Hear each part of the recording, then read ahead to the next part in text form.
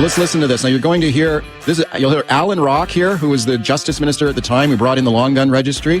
Then you'll also hear from Sheila Fraser, who was then the Auditor General, and Chrétien, who was then the Prime Minister. Have a listen to this. All that we're asking of firearms owners is to fill out 2 cards and mail them in. The predicted cost to taxpayers, $2 million, period. Cut to yesterday. And an updated prediction from Auditor General Sheila Fraser. And now will cost significantly more than that, up to $1 billion or more. Yes, there was cost overrun. It was more than we expected, but the system is in place, and it's a good system, and it's very good for Canadian citizens. More than we expected.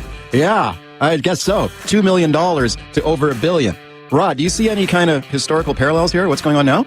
Well, of course. And another historical parallel, if you remember, Sheila Fraser came out with a report and determined, because she was the Auditor General, and determined that the Liberal Party at the time misled Parliament on the out-of-control cost. They lied to Parliament, and that was officially declared by the Auditor General. So it's all the same pattern, unfortunately. Colleagues, we've now had 6 meetings at this committee at clause by clause. I'm going to ask colleagues to indulge me for a bit because I have a few things that I want to get on the record. First of all, what I would like to say is that in politics, as in life, trust is easily broken, but it's extremely hard to repair. The way this amendment landed, it's frankly been a complete and total abuse of process. Again, the cart before the horse, so that we as a committee could study something that's already part of the law. That's exactly what we are being asked to do at this committee. It is a proposed amendment to a very consequential bill, and now we're being asked to do it after it's been proposed. Again, having had no chance to speak to Canadians, having had no chance to speak to our constituents or any affected group. So you can see why there's a strong reaction to this bill. The way it has been rolled out has honestly, I think I've said enough on that point. Dealing with an ever-evolving list, but we've heard from some people who study this and write about this that say it's been done in such a broad way, it's going to essentially capture every deer hunting rifle that's out there, every moose hunting rifle that's out there. Very antique bolt-action and even single-shot rifles. There's really an awful lot on this list, and it's attached to a bill that was originally about handguns. Committee last week had proposed an amendment that effectively would expand their ban in C-21 to virtually every semi-automatic rifle out there. So what they're looking to propose is an implementation or a national freeze on handguns. And I don't know, like I say, I don't know what a freeze means. I think what they are looking to do is prohibit, is my We will be able to join you to provide an overview of 2 actions Alberta has taken in order to assert our constitutional jurisdiction and protect firearms owners from an increasingly hostile federal government. First, in 2020, the federal government issued a ban on more than 1,500 models of firearms. Then, in October of this year, the federal government implemented what they characterize as a, quote, freeze on the transfer of handguns, end quote, an action that bans new handgun ownership. And then third, a month later, at the last minute, the federal government tabled amendments to Bill C-21 that ban shotguns, rifles used by hunters, farmers, and target shooters. Now, taken all together, these actions will criminalize hundreds of thousands of Canadians overnight, the majority of which reside in Western Canada. And it's becoming increasingly clear that the federal Liberal government is pursuing a strategy to ban all legal firearms ownership. The federal Liberals scared Canadians by describing some firearms as, their terminology was, quote, assault style, end quote, even though they knew that the only difference between these firearms and conventional rifles and shotguns is the styling. They also told Canadians repeatedly that these measures were not targeting law-abiding hunters and farmers. And this lie was laid bare by the amendments to C-21. Their actions are targeting Western Canadians for a reason. This is about shoring up their own political support. To do so, they seek to divide us. Western Canadians versus Eastern Canadians, rural Canadians versus urban Canadians. And Albertans have had enough. So today, we are taking action. First, as Alberta's Attorney General, I have directed that the Alberta Crown Prosecution Service take over the handling of charges involving the Firearms Act starting January 1st, 2023. Currently, the federal government handles cases involving the Federal Firearms Act. Provinces have the constitutional jurisdiction to handle federal criminal law charges, including charges under the Firearms Act. I've sent a letter to the Federal Minister of Justice as of this morning advising him that Alberta is taking this jurisdiction back. Alberta's Crown prosecutors will now determine whether or not to pursue charges under the Firearms Act, not federal government lawyers. The 1960 Bill of Rights is still a law of this land. I mean, we have a Charter of Rights and Freedoms, which is very important. But the Bill of Rights says very explicitly that Canadians have the right to life, liberty, security of the person, and also the right to enjoyment of property that cannot be deprived except with due process of law. And so if the government, under the Governor and Council, are they bound by the Bill of Rights when they come up with policies to confiscate firearms? Are they bound by the due process of law in the Canadian Bill of Rights when depriving people of the enjoyment of their property? So the government of Canada has circumvented the Canadian Bill of Rights, lawfully obtained property, by making that lawfully obtained property now prohibited and unlawful. That would be the fair way.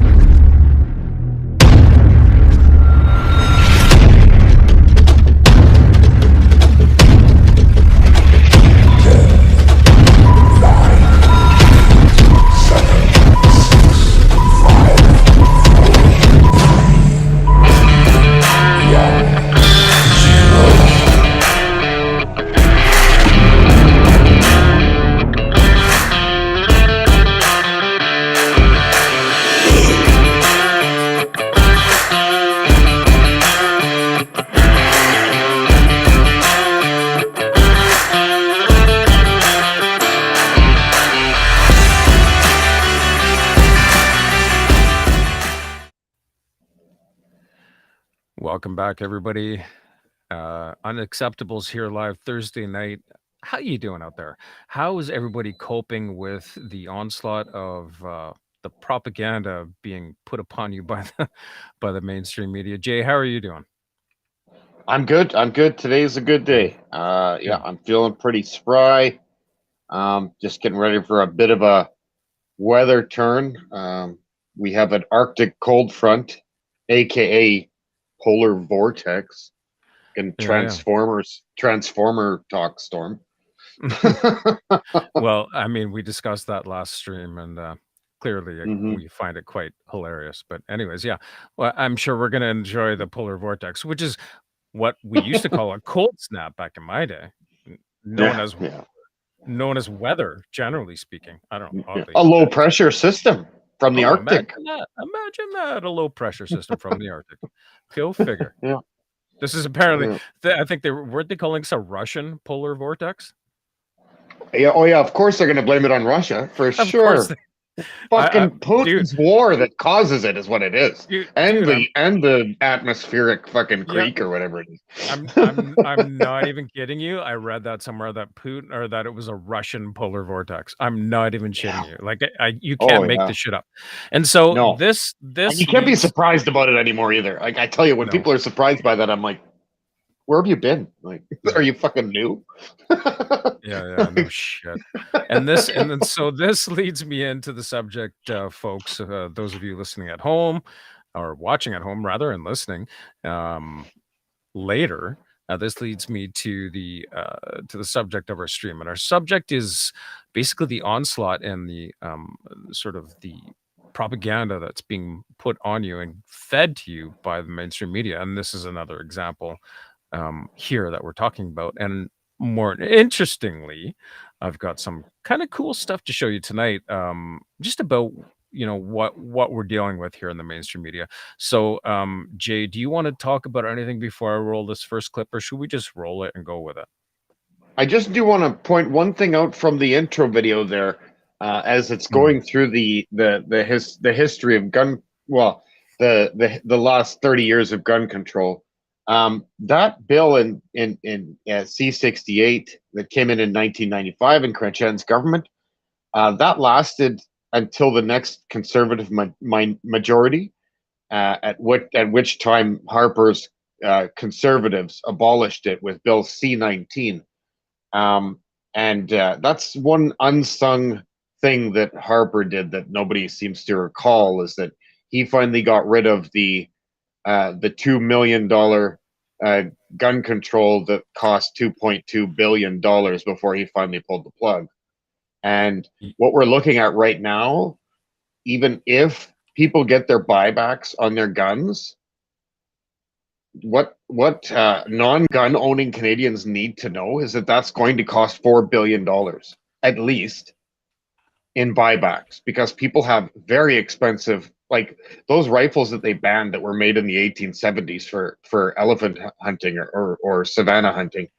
Those are worth hundreds of thousands of dollars, and the government is obligated to pay them that. So if you're not a gun owner, No, they're not. yeah, they are. Yeah, they are.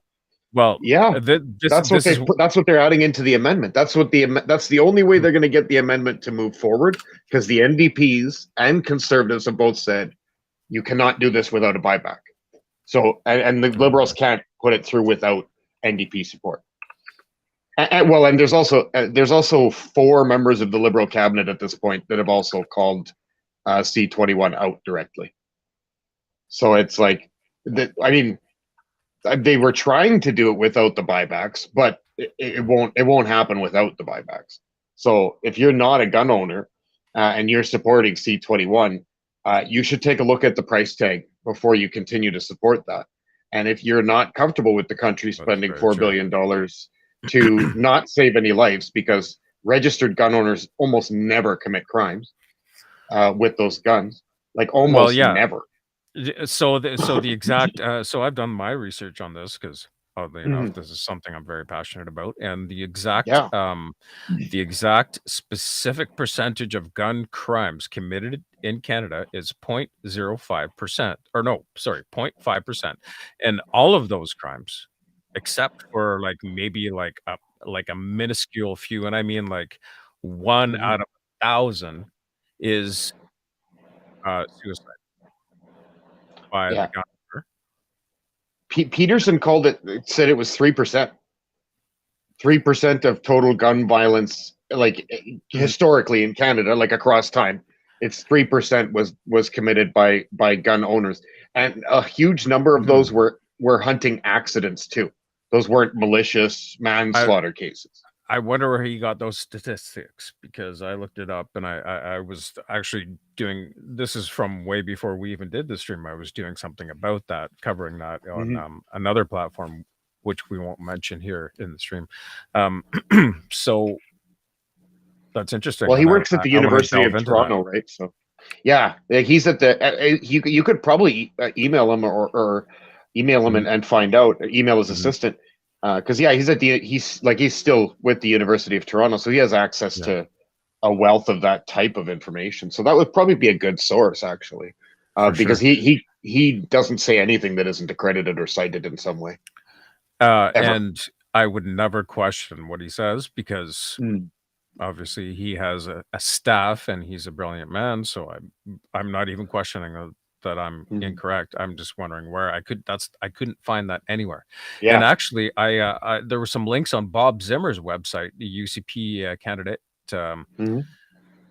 Bob Zimmer's website, and I swear to God that's what it said. But either way, I'm clearly mistaken, so I'm not defending myself here. No. That stat was correct. I was adding on to that to say 0.5% of all crimes are gun crimes, and then 3% of those are committed by registered gun owners, right? So it's 3% of 0.5%. That's how very little crime that is. Like what we're talking about is maybe 1 every 3 years.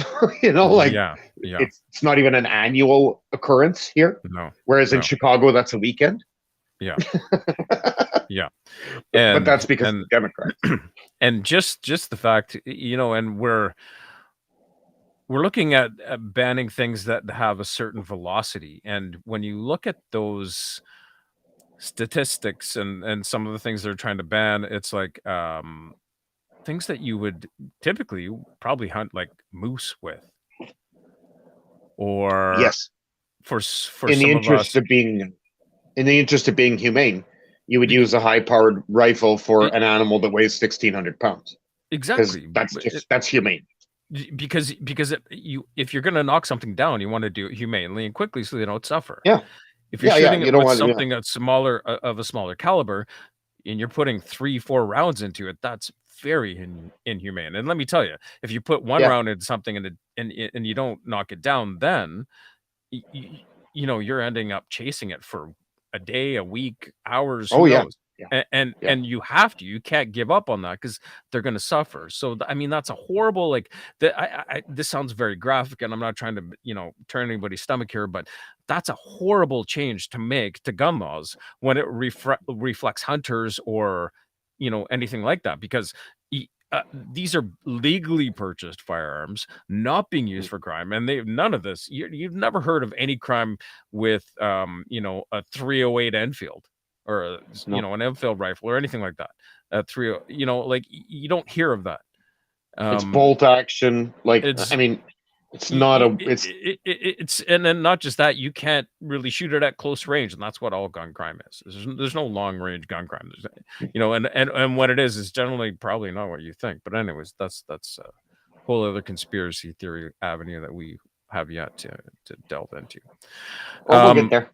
I just wanted to point will. that one out that we have had an up and down gun control. For those who are really, really ignorant of Canadian history, we've had a really up and down gun control, set of things since the 1970s, and it's been very disorganized in general. Because with all of the thousands of things that have been banned, this current bill, C-21, is the first Canadian bill that will ban Stinger missiles. And they've said clearly that Stinger missiles are now, that means it wasn't illegal to have Stinger missiles and a launcher in your possession in your garage. And so a lot of my life was wasted in not having Stinger missiles to play around with. Like, that would have really been a lot of fun. And I'm very disappointed to have missed out on that. But that's the level of professionalism we have here. Like, there have been over 3,700 guns banned in Canada. And in all of that 3,700, none of those covered Stinger surface-to-air missiles. I don't know. And maybe there's still some SAMs coming out of Ireland from the old IRA strongholds. Who knows? I don't know. I've never seen one live in person. Not in this country. I did see one in Ireland, but not here. I knew a guy in Ireland who had one on his wall. That's what it's like when you head up to Crossmaglen. But anyway, I diverge.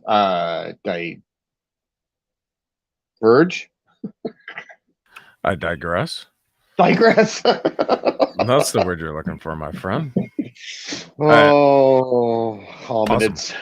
And here in the background, so everybody knows, I'm connecting people in the chat. So Heather was trying to talk to Erica, or Heather and Erica are chatting, and I didn't realize they had already exchanged messages, and so it's very confusing. And it's Thursday, so what do you want me to tell you? Everybody's thirsty. Everybody's thirsty for one. Thirsty Thursday. Drinking Black Russian. There you go. Thirsty Thursday for one, and for another, we're being baffled and confused and boxed in by some very confusing propaganda and manipulation by the mainstream media. And for those of you, I want to make this clear, and I hope that somebody in mainstream media sees this, especially Rachel Gilmore. I fucking hate mainstream media. They are my mortal enemy, and I will do anything I can to make sure that they're all destroyed and we have proper reporting and the truth brought to people. And I may never be able to make any difference at all. Let's be real. But that's my sentiment. And so when I approach things and when I look at media and when I look at things I see in the media, in the mainstream media, that is, or legacy media or whatever you want to call it. And I say mainstream now, but I don't really think, like, especially when we hear about Ezra having more views or Rebel News having more views in Alberta than CBC, I don't really think of mainstream media so much as CBC, CTV, Global. I think of them as legacy media, as in they're the old people. They're, I hope, being phased out.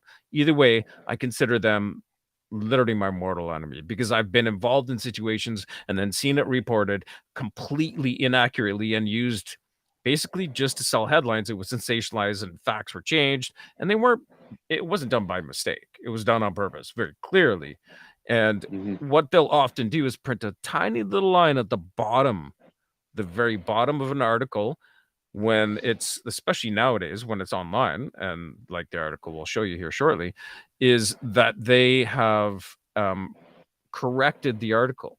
But the article's already been up and gotten 500,000 views, and there's one line that nobody's going to read right at the bottom of the article that says, we didn't actually have facts when we printed this article. And that's what they'll do, and that's what they've done.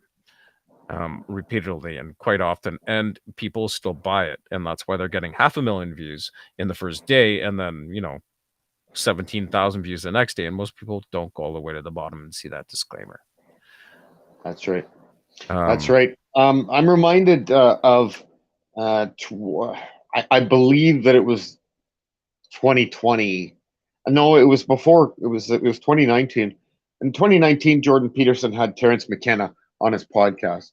It was a really great episode. I definitely recommend anybody go check that out. A really, really great interview. And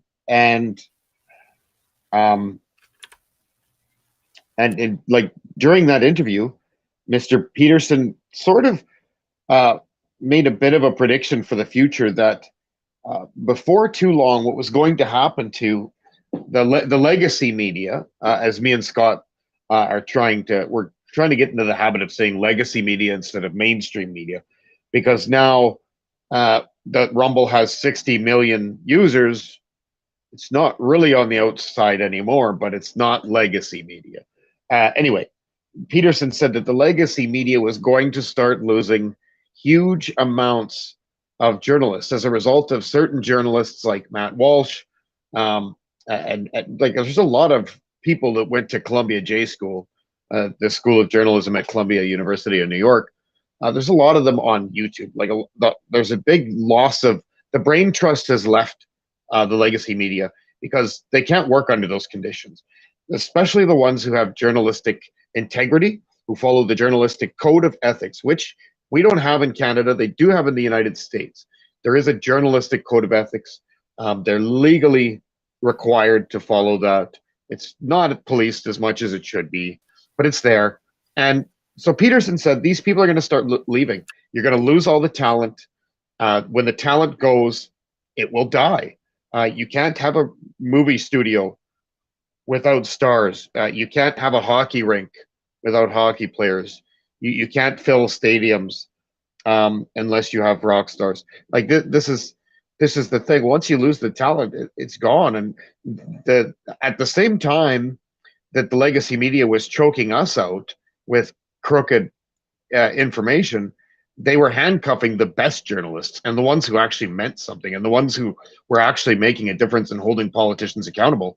They were handcuffed. So they didn't have it any better than us. And that's why they left. And that's why they're on YouTube, Rumble, Locals, etc. Get yourself on another platform. You might be seeing this on YouTube. Get over to Rumble. Stop this video and check and see if it's on Rumble yet. It may not be. At some point, we're going to be simulcasting onto both at the same time. I think we might be getting to that in the next week, probably.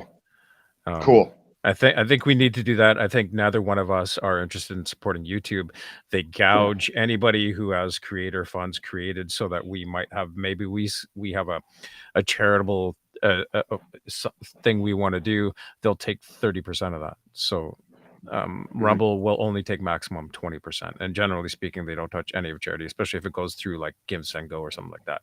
We're just talking direct streams, like for causes we believe in, because I think for the most part, we're probably never going to be trying to get payment for doing anything we do. It's going to be going to some place we think it needs to go to.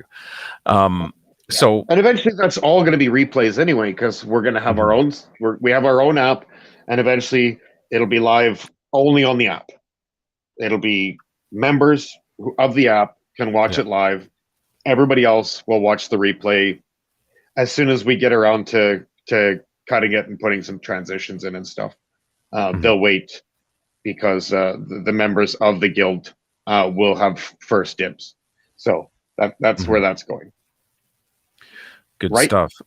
Yes, sir. Let's. I want to roll. So I think the first video we were going to roll, Jay, was with Mr. Avi Yamini in Davos, so that we can just get this whole Davos thing out of our system. This is kind of the last thing I'm going to show personally on the stream about this.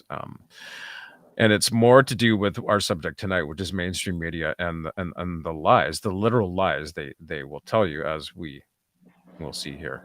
Here's who's this? Avi Yamini here, right? Roger. Yeah. All right, here we go. Hi. No, no filming, please. Yeah, we can film. No. We can Yes, film. yes, not me. Not me. That's okay. Okay, thank you. Where are you from? Rebel News. Yes, but what is your interest? What is your What do you question? mean? I'm covering the news. I'm doing what your bosses are supposed to be doing. Okay. Why did you get so upset? What's he so scared about? No, I'm not scared. I'm Not just you, not interested. you, not you. Your boss. He seemed really scared. He ran in there and called you out. No, it's just we have to know who is out here. And My name's Avi Yamini. Yes. I work for Rebel News. Yes. We're reporters. We do what CNBC is supposed to be doing, and he seemed a bit upset that we were asking some questions in the public area outside. Yeah, if you're here, it's public area. It's no worries. That's private area from here on. So you're doing fine. Wish you a very nice day. You too. How you doing, sir? Can I ask you what CNBC is doing here? You can't. I can't ask you. No, you can't. Don't I'd you- rather you didn't put a camera in my face, thank you. Really? But you're here as an invited guest, and you're an editor for CNBC. Don't you think that's a bit of a conflict of interest? I'd like you to go away. I haven't agreed to an interview. If you're doorstepping me, like, go away. Seriously, take the mic out. Don't touch the mic. Get away from me, brother. You're meant to speak. You're meant to be speaking truth to power. Are you here just to take your marching orders? Is that what you're here for? Do you want to go away? Not really. I'm here to do what you should be doing. Yeah? Please take this out of my mouth. I'm going to have you escorted off for security. All right, do that. There you go. CNBC. Their job is supposed to be doing what he's complaining I'm doing. And now he's calling security to escort me off the premises. Well,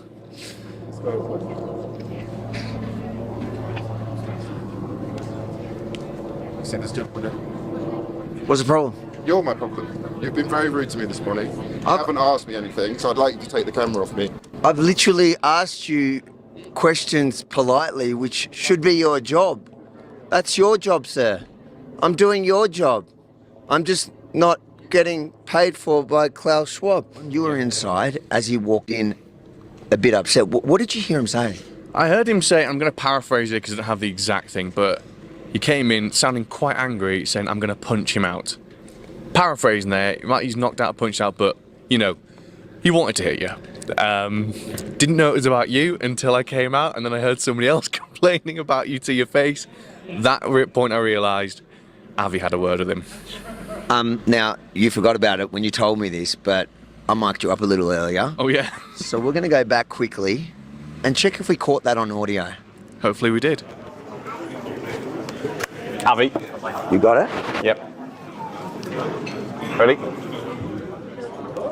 I don't know, but this guy's going to get punched out. I just got threatened by the head of news and programming of CNBC. That's so awesome. I love that clip. I mean, that's some of my favorite shit I've seen in a long time. And so he's the point is here, and what you should take away from this is that he's literally trying to talk to the reporting agency, the news agency, and they want to shut him down. Why do you think that would be? What does that tell you about what they're doing and why they're in Davos, for instance, or why they're reporting on what they're reporting? They don't want to be asked any questions, and that should tell you a whole bunch of things. That should speak novels to everybody out there. I hope so. Anyways. Look at what they've done. They go to this place, thousands of miles from their head office, where they have no brick and mortar. They have no infrastructure of any kind. They're setting up this beautiful storefront with actual fixed lighting, LED lit signage, and just really nice. They've gone to a lot of trouble. You should be quite proud of that, I would think. I mean, that's if I was to go to a bunch of effort like that I wouldn't obviously do it in Davos, but let's say I went to Glastonbury or something and built a nice booth and had that set up. I'd be so proud of that. I would stand out in front of that and be like, yeah, I'm here, motherfucker. Like, why are you doing things you're not proud of doing? What sort of an adult behavior is that anyway? Yeah, no I don't kidding. know. That's not adult behavior. That's not even reputable behavior by any public No. figure whatsoever, and reporters and anybody doing any kind of media is a public figure. So don't forget that they should be held to a higher standard than those of us that are the peasants. Yeah, of yeah. the They planet, missed like you and I. they missed some things about social behavior that people were supposed to learn when they were about fucking 12. So No kidding. re-education, maybe rehabilitation in a facility that's designed to retrain people to not have antisocial behavior in society. We call them prisons. I feel like people who can't be social enough to behave the way that adults are supposed to behave in our society, they should be rehabilitated, and we have a place for that. We do in fact, Jay. Now, Jay, I want to try and share with you here. We're going to do Some great big biker named Jean-Pierre will teach them the value of being polite at that particular rehabilitation clinic. Great big biker. My name is Jean-Pierre. I've been riding with the Angels since 1967. That's who we need to re-educate politicians. Yeah, and news media. Yeah.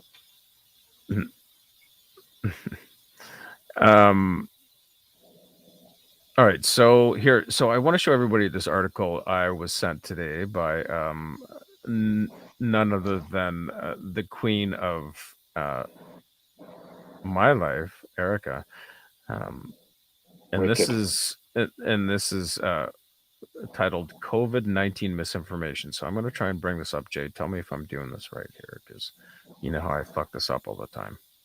Yeah. Here, so you should have that now. Do you have me in there? Yep. Share screen's good. Share screen's hot.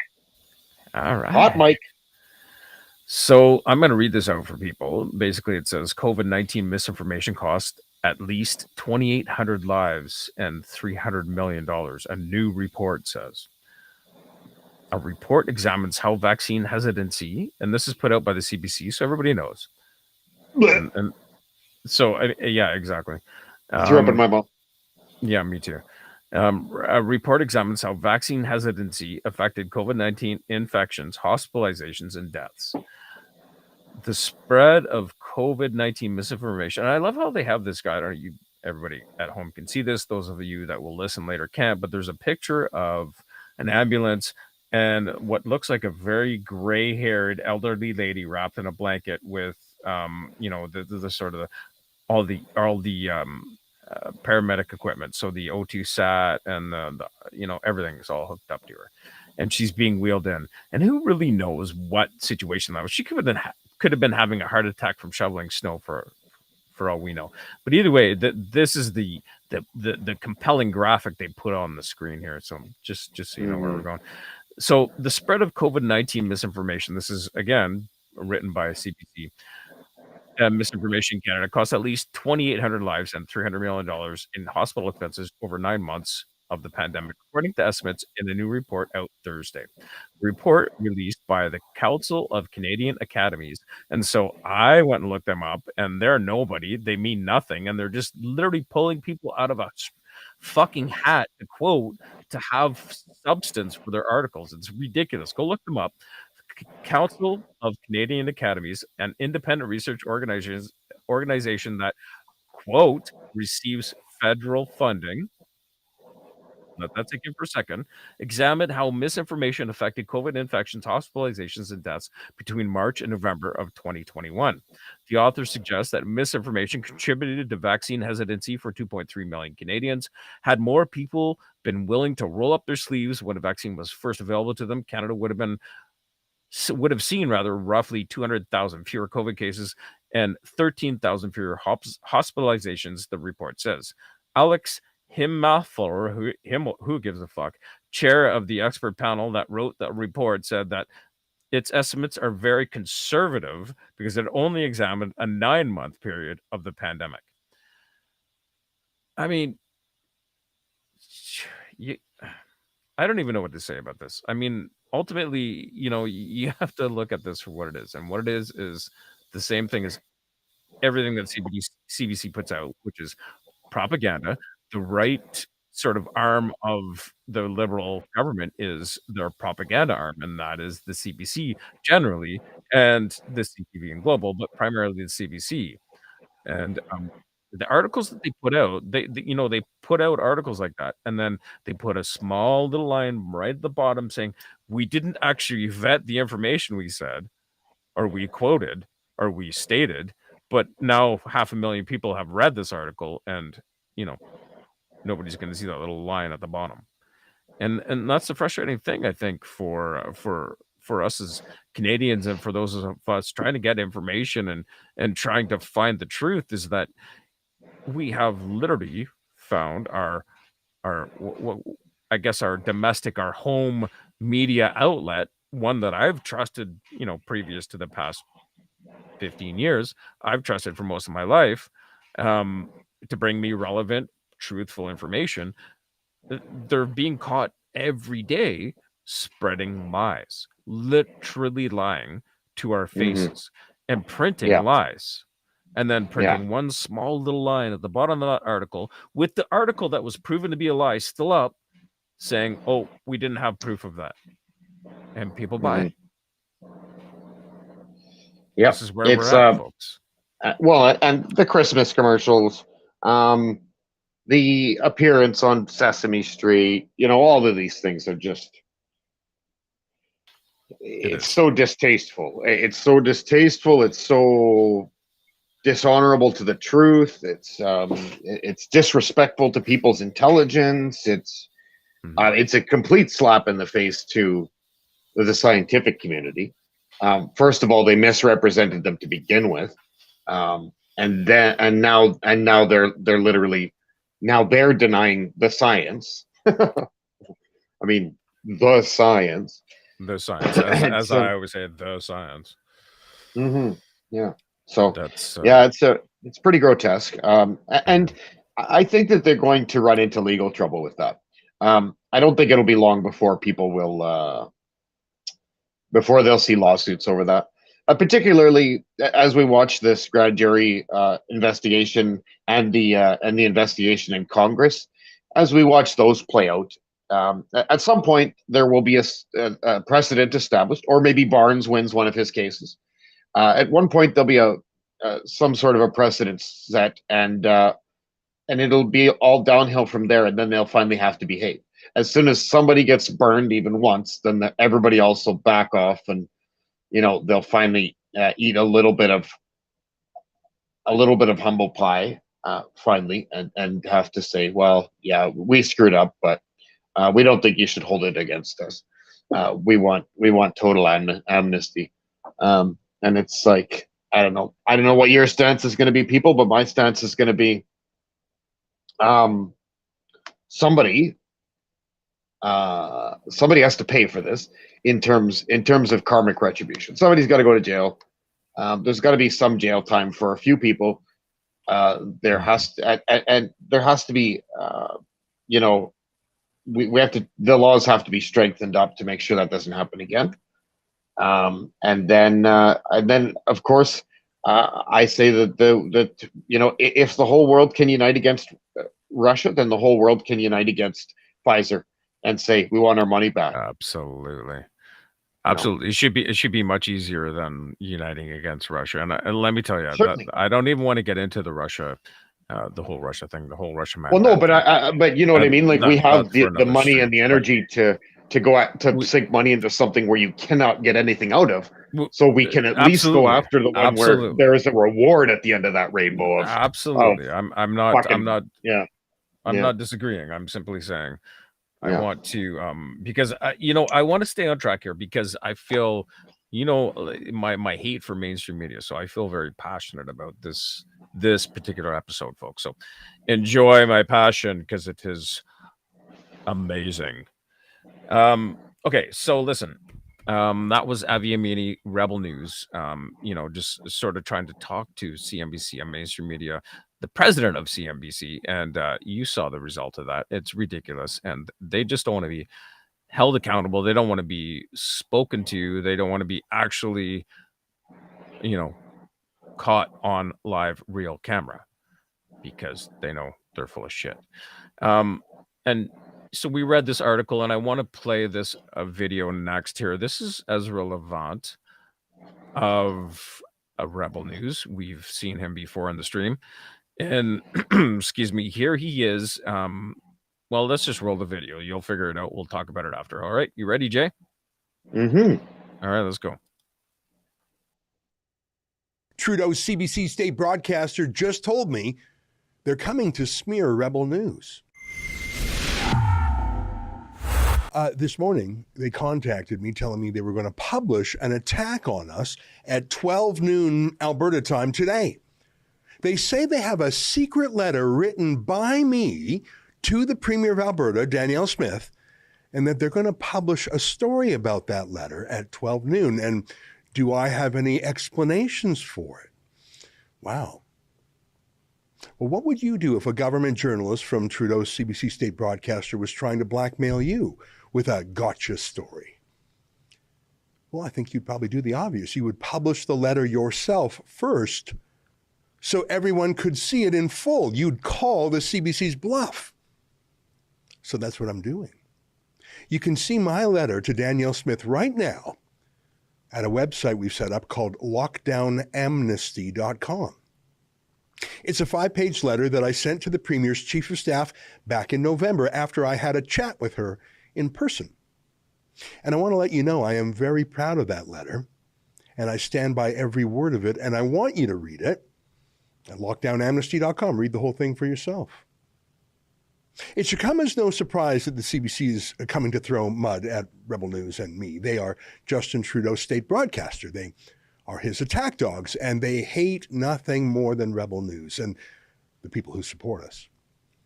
They follow Justin Trudeau's lead. Quite frankly, I won't call it a media organization, your group of individuals need to take accountability for some of the polarization that we're seeing in this country. And I think Canadians are cluing into the fact that there is a really important decision we take about the kind of country we want to see. And I salute all extraordinary, hardworking journalists that put science and facts at the heart of what they do and ask me tough questions every day, but make sure that they are educating and informing Canadians from a broad range of perspectives, which is the last thing that you guys do.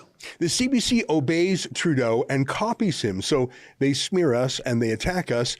They're part of the parliamentary press gallery that has illegally voted to block our reporters from attending press conferences in Ottawa. That's how gross the CBC is. So the CBC has come for Rebel News now. They think this is their moment to hurt us. Now, when I got their letter this morning, I thought for a moment of writing back to the CBC smear merchants directly, but then I thought, why would I do that? Rebel News has far more viewers in Alberta than the CBC does.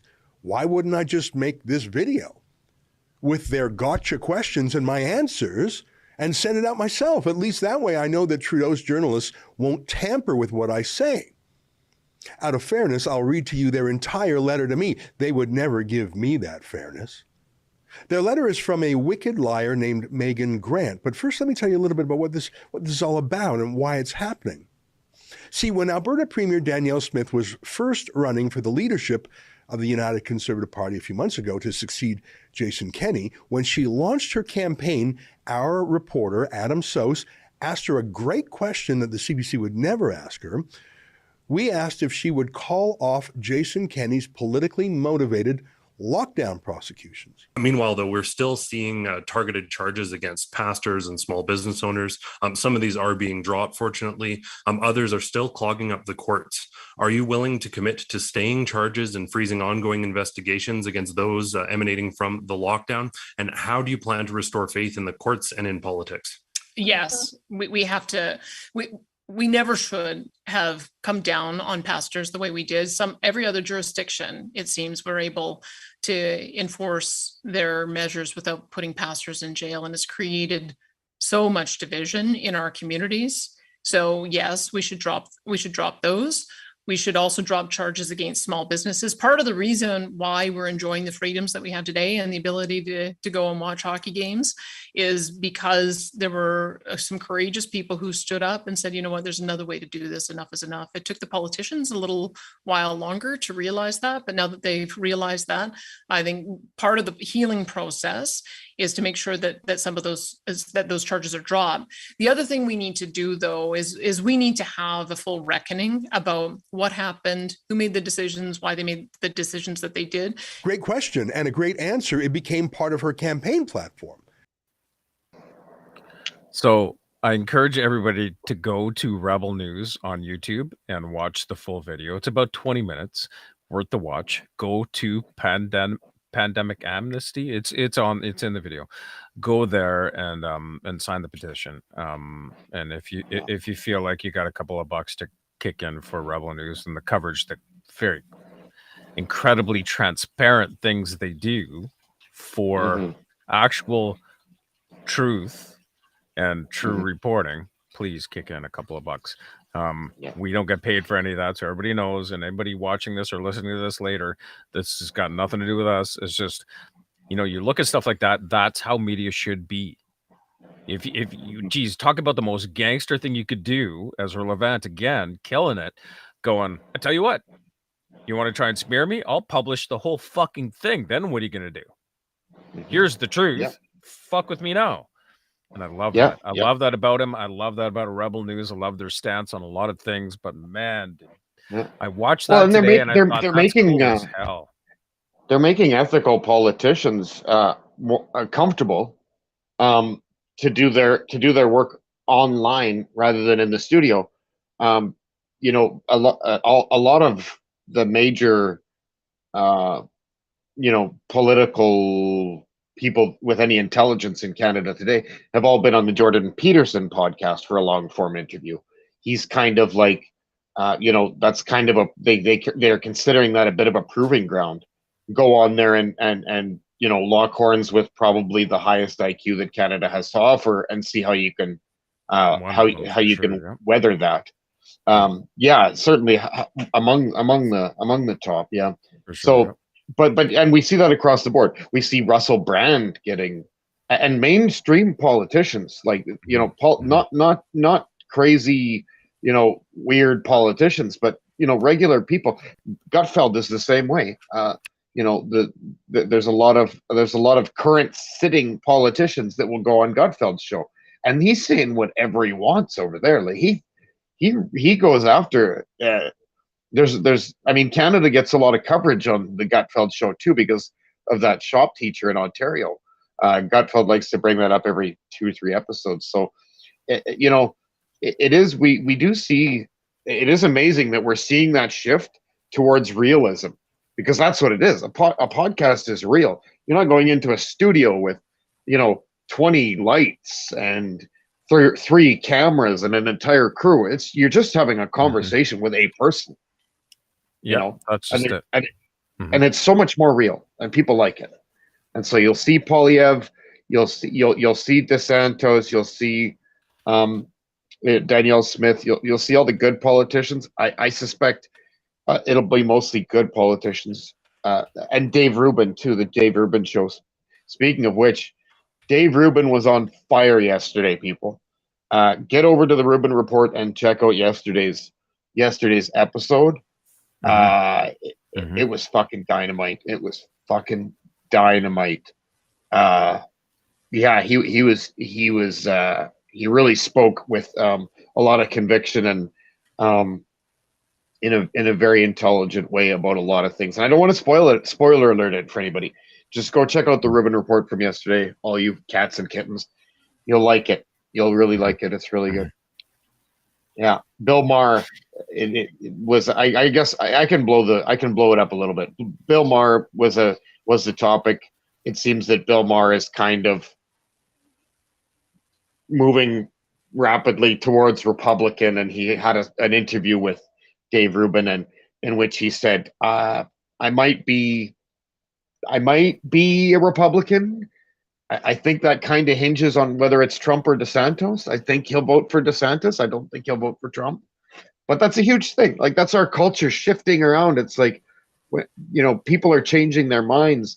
We had played a clip of Tim Robbins on Russell Brand talking about how he did an about face mid COVID and said I was an idiot for like a year and a half. And this is great. This is good stuff. It's like when you're trying to pick a fucking label off of something, you got to get that corner. But once that corner comes, that fucking label's coming off, And it's so satisfying when that fucking thing feels right off. Feels so fucking good, man. When I look at the ratings and I see CNN is number 32 in the United States, 32.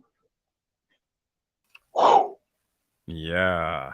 The end is nigh, motherfuckers. Listen to the bell tone. It's ringing. Yeah, no kidding. Listen to the bell tone. Like that's like, and Rebel News has more views and more listeners and more viewers in Alberta. Rumble's 60 million. Yeah. And Rumble's 60 million, right? Wow. Like Viva and Barnes are way up in the millions. Nipping at the heels of the likes of Tim Pool. They're up there. Like they're gonna have. I think they're gonna have Rogan numbers. Yep. Things like he's got Brand. I think he's got 600,000 subscribers by now, and like millions and millions of views per cast. Like it's just unreal. He's killing it. Viva, well, they both are, Viva and Barnes, obviously. Yeah. Well, and they're going and they do a lot. Like they have their debates on Twitter. And then they have on locals, they have just kind of community chats, which differ from their normal Viva Barnes in that they're a little less shop talky, I guess. They're a little more, it's not so much legal oriented. But yeah, they do a whole bunch of stuff. It's really great. And so they're growing fast and I support them. And Viva is a big supporter, and so are we, of Jeremy Mackenzie's not Jeremy Mackenzie's, the GoFundMe page that was organized by Viva for Jeremy Mackenzie. Now Jeremy Mackenzie may have one as well. I can just direct you to. You direct them to the one set up by Viva. I can quote. It's at 27 grand. It's at 27 grand right now. Beautiful. That is lovely. That is heartwarming to me, to anybody out there, and I'm sure Jeremy is just flipping his heels about this. So thank you on behalf of Jeremy, that we can't even speak for, but I mean, what a beautiful Canadian thing to do for, and who knows where it all came from, but I suspect most of it comes from Canadians. And what a beautiful thing to do for a true patriot. And I have one mod to put on that though. Also, right now, Viva's major sponsor is Birch Gold, and so I have a suspicion. I'm going to make a prediction here. I like to see how smart I am by making predictions. I'm going to predict that Birch Gold is going to chip in a bunch to Jeremy, and I think that they're going to give it to him in gold so that he can just take some gold to pawnbroker, a cash for gold place, and simply get cash money. I think that's what's going to end up happening there, and I think that's cool. So that said, Birch Gold, hopefully you're hearing this, and we're going to tag you in this video. Yeah. Oh yeah. I'm going to call him right out. Yeah. No, just to see, maybe give that some thought. And this is purely selfless. To help out a true patriot who is literally a political alien or a political enemy of our country and being taken to task both on the financial front and on the personal front and on the criminal, or rather legal front. So give the guy a hand up. Doesn't need a hand out, maybe just a hand up. And anybody out there, please. So the one I know of was Jeremy Mackenzie, the name Jeremy Mackenzie with no spaces, on Give Send Go. I don't know if that one's still up, but Jay is going to put the one up from Viva, and we know we trust Viva to get those funds to Jeremy, to somebody's account that can help Jeremy get his mortgage paid for, get his mortgage paid for, get his kids' food, get his truck payments paid for it, all these different things.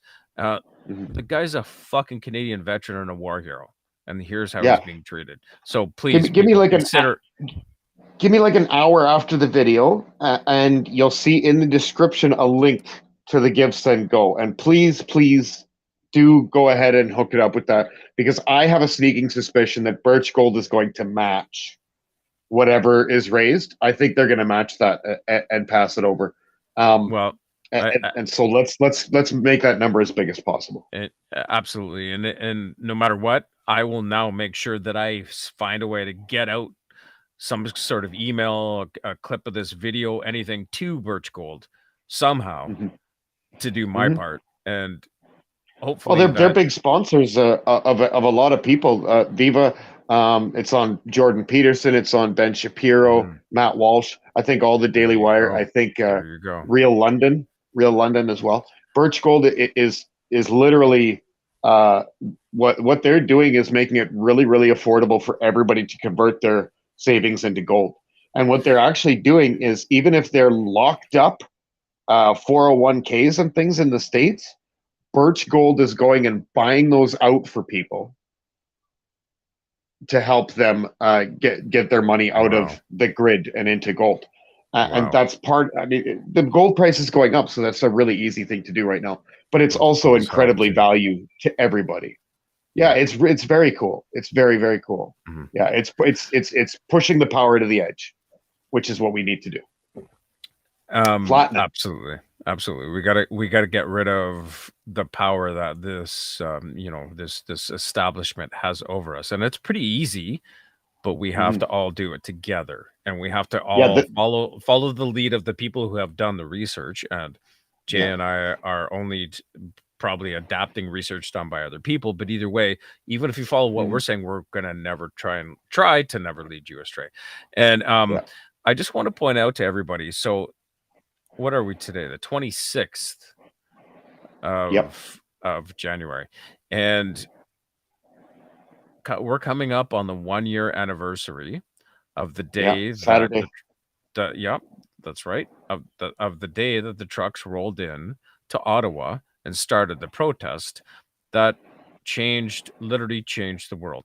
And what that was, just so I hope everybody knows, it's the first anniversary of the most important cultural event in contemporary Canadian history, period. And it may never, well, I don't know. I think it depends on a lot of things. But although those of us that were a part of it, those of us that know of it, no matter what, you'll never forget this. No matter how it's written in history, there were people on the ground, and you've probably all seen reports of it, and the truth. And it wasn't what the government is trying to make you believe, and it's not what the government's probably going to write in the history books. But we know what it was, and we know the people that were involved. We're all heroes. And so I could not. I think they copyrighted me on this video. We might get a strike for this, Jay, but I'm going to fucking roll it anyway because I don't care. So I hope that we don't, but either way, this is something I put together and put on TikTok, and they copyrighted me there. I'm going to do it here anyway, because you know what? Fuck it, Jay. Fuck it. So here, we're going to go here, and we're going to go here, and we're going to roll this.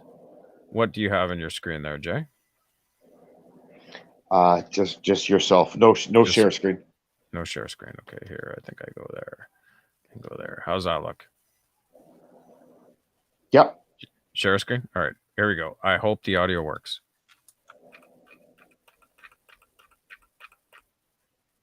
Let me know if you forgot audio there, Jay. If not, then we're probably good for a strike anyway. No audio. All right. Well, maybe that's a good thing.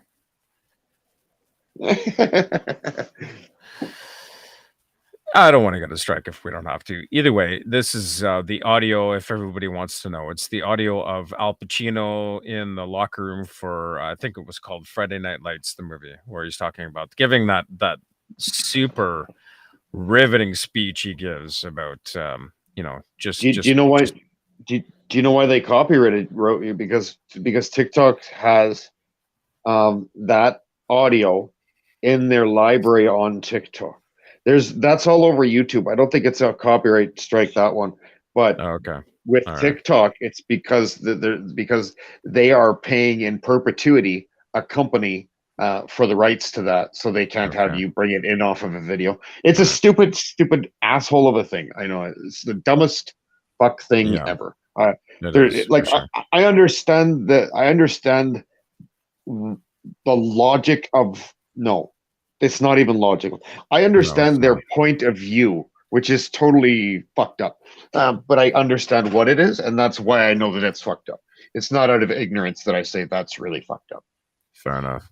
Either way, here we are looking at, we're talking about a year after a very historical event. So even if you can't hear the audio, you can go look this up on my personal YouTube page, and I'll link that in the description of the video, so you can hear the audio that goes with it. But just get a look at or you could go to the rabbit hole on you can go to the rabbit hole on TikTok, rabbit hole investigations on TikTok, and we have an Any Given Sunday montage related to the convoy on rabbit hole investigations on TikTok, so you can check it out there. Did you put that one on there?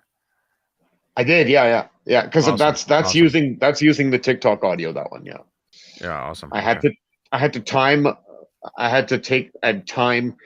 get the sound bite, put it in the video editor, line everything up so that they're all in line, and then cut out the audio and put it in TikTok so that it overlaid in the correct. It was a lot, but it was worth it. It was really worth it. I really like that video.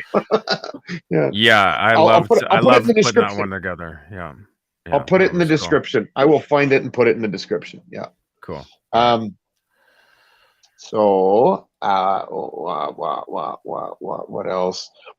I just wanted to say to everybody, I have examined this Steven Crowder versus the Daily Wire fiasco at length. And I've decided that I wouldn't put any more fault on one than the other. I see it as two groups that are both doing great things, getting a little amped up over something. One of them is acting sort of in a way that you do piss poor negotiations. The other one is really quick to indict people, and both of those are flawed logic, and they're not working that well in this scenario. So I'll say this: Steven Crowder deserved a better offer. There's no doubt in my mind that he deserved a better offer from the Daily Wire. I believe that the Daily Wire was coming in lowball to try to meet somewhere around 75, maybe even 100 million. So they were starting at 50, which is a piss poor negotiation tactic, especially this day and age. That's kind of yesterday's. That's your dad's style of negotiating tactics, and he needed a big component of it scrapped, and he said so. I need it scrapped. He didn't offer any concessions. He said that none of that can be in there in any way at all, and it didn't work for anybody. And so I don't really think Steven needed to say some of the things he said. I don't think Ben Shapiro needed to say some of the things he said, or Candace Owens. I'm really glad that Jordan Peterson didn't get involved and that nobody threw any rocks in that direction, because you don't want that guy pissed off at you. But anyway, so that's my end stance, which I'm kind of falling. I'm with Tim Pool pretty much exactly his feelings about it. And maybe because I'm doing something similar to what Tim Pool's doing in the Rabbit Hole Guild. And so I understand the other aspect of it. But yeah, that's my end stance on that. And so, I mean, if anybody wants to find out about that, just go to Timcast and watch the Candace Owens interview and maybe the Steven Crowder interview. And that'll pretty much, you'll have a good chance to hear what everybody has to say. You don't necessarily need to watch the 1 hour video that was about the contract offer. that's a little overkill.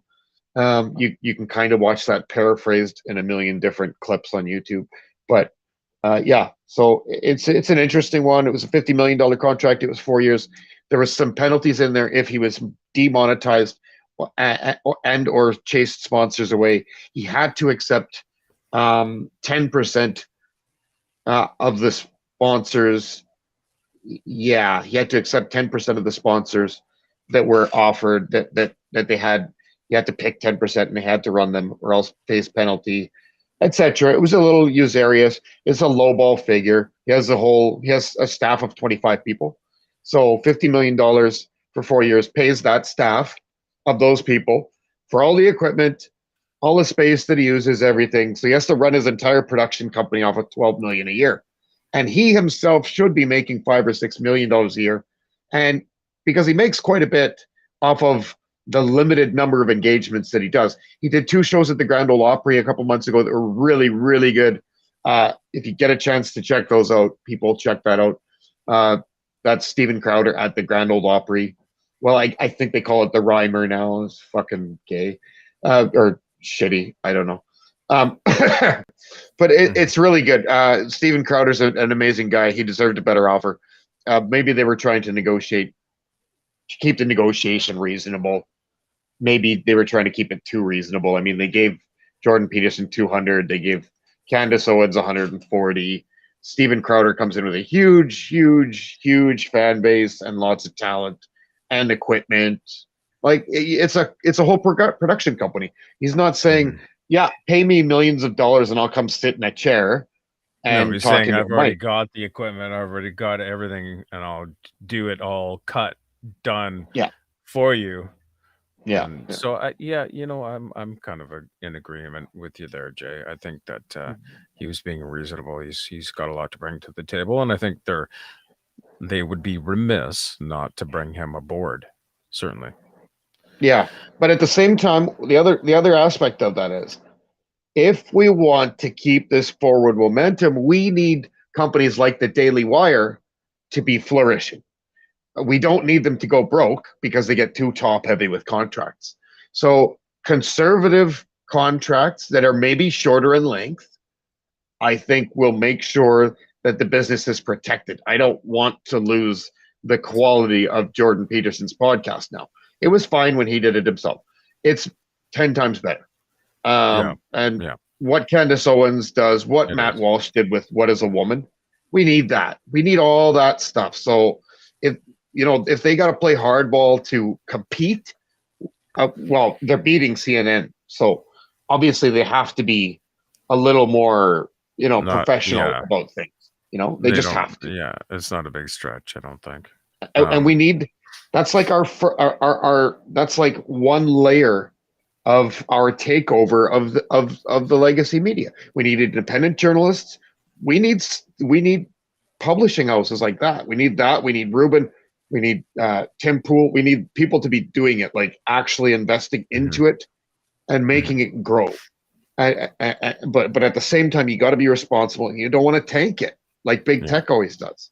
Something's great. They start throwing money into it, and then they start building, and they just buy too much staff, and they go broke, and you set important innovations back years by doing that, and we can't have that right now.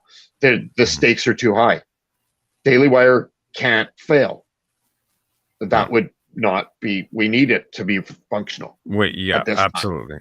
That's critical, especially because that's the entry level conservatism, if you will, conservative style reporting.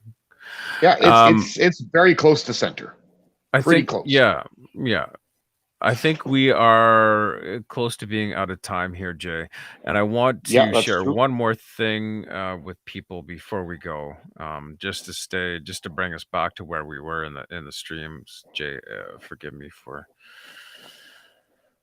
this here. I'm going to try. I think I can get this over now. Here, let's see if this works. Tell me, Jay, if this works. Do you have my share screen? I got your share screen. Yeah. Alrighty, good stuff. So, I hope, is it still there? All right. Okay. It says COVID-19 misinformation cost at least 2,800 lives. That's the CBC article I put up there for you earlier. This is from Ferryman's Toll. That's Telegram. Sorry. So basically, here's my sentiment, and this is I don't normally just quote people straight out of their own things, and I like to do my own thing, but this was so compelling to me that I felt the need to read this to everybody. So I'm going to, even if you can't read it in the video, even if you can, I'm going to anyway, because some of you will be listening to this and not watching it. So it says, we said the vax was affecting menstrual cycles. They said it was misinformation, but it wasn't. We said the vax was causing myocarditis. They said that was information, but it wasn't. We said that the vax wasn't safe for pregnant or breastfeeding mothers. They said that was misinformation, but it wasn't. We said that the vax was stopping the spread. We said the vax wasn't stopping the spread. They said that was misinformation, but it wasn't. What was the misinformation they were talking about? And that is a question I have for everybody out there. And I want to leave everybody with that. Jay, I think we lost you. How did we lose you in the stream, Jay? No, I just bumped myself so that the document would be larger. Gotcha. Okay. Larger. Bigger's better. Bigger's better, so they say. So either way, I hope I want to leave everybody with that and in signing off tonight. I hope that keeps you in a place where you can still be. I don't want anybody to feel negative. I don't want anybody to be scared or to be, feeling anxious about the world. What I want for people, and I think what we both want, Jay, is for people to just wake up a little bit, a little bit more, and then see what's going on, and then start to initiate a change. And make 5 minutes a day to do positive adulty things that will help. Exactly. 5 minutes.